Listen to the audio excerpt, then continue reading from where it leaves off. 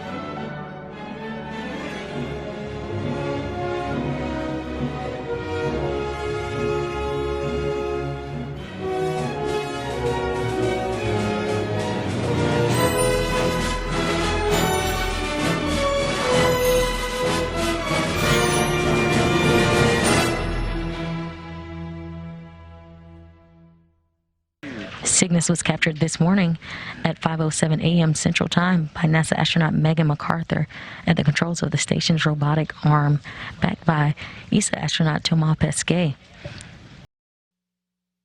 After capture of the spacecraft, controls of the robotic arm were handed over to teams here on the ground who brought the spacecraft to the station and readied it for berthing, which took place on the Earth-facing side of the Unity module on the International Space Station at 8:42 a.m. Central Time as the International Space Station and Cygnus were flying over the Arabian Sea.